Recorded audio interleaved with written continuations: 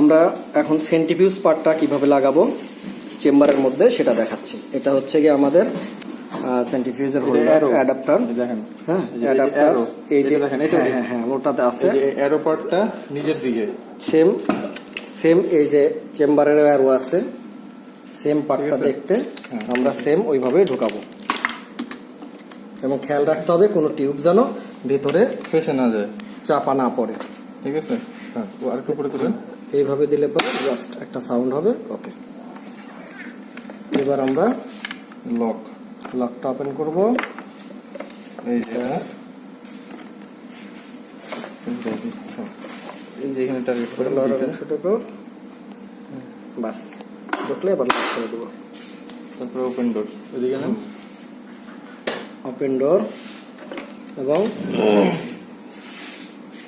সঠিকভাবে এটার প্যাচটা খুলে নেব। ঠিক আছে, আমরা এটা বাম হাতে নিয়ে ওইটাকে খুব সুন্দরভাবে হাতের তালু দিয়ে দেখাচ্ছি। লক হাউজিং লকটা সুন্দরভাবে হাতের তালু দিয়ে চেপে ধরবো এবং তারপর ড্রয়ারের মতো করে সুন্দর করে ঢুকিয়ে দেবো এবং লক করে দেবো। এবার গাইডলাইনের ভিতরে টিউবটা দিয়ে দেবো।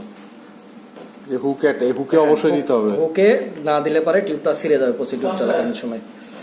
এবং এখন হচ্ছে অ্যাডাপ্টারের এই যে কাটা অংশটুকু একটা চিহ্ন আছে, এটা বাইরের দিকে রেখে সামনের দিকে রেখে অ্যাডাপ্টারের অংশটুকু লাগাবো। শেষ ঘুরে দেখবো, দেখে আমরা এটা চেক করে নিব সঠিক পজিশনিং আছে কিনা। হ্যাঁ, এই পজিশনটা ঠিক আছে। আনটুইস্টিং একটা সাউন্ড হচ্ছে, আনটুইস্টিং এর একটা সাউন্ড হচ্ছে, তার মানে ওকে। হ্যাঁ ওকে, দেন আমরা টিউবটা লক করব।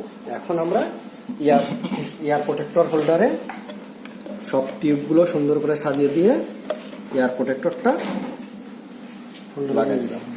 এই হলো আমাদের কিট ইনস্টলটা কমপ্লিট হয়ে গেল। এর পরের ধাপ হচ্ছে আমরা প্রাইমিং। আমরা প্রাইমে যাব। কন্টিনিউ এখান থেকে দেখেন। এখন আমরা সেটআপ শেষ হওয়ার পর কিট সেটআপ শেষ হওয়ার পরে আমরা প্রথমে কন্টিনিউ বাটনে চাপ দিব। এখন চলে আসছে আমাদের কিছু ইনস্ট্রাকশন, যেগুলো কানেক্ট সলিউশন লাইন। এখন আমরা এসিডি এবং স্যালাইন কানেক্ট করব।